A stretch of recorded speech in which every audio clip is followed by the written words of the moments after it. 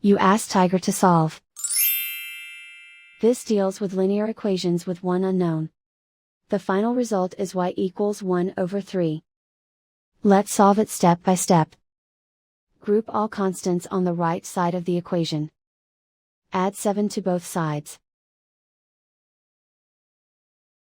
Simplify the arithmetic.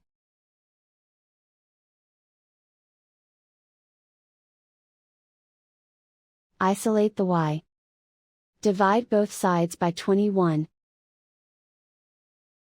Simplify the fraction. Find the greatest common factor of the numerator and denominator.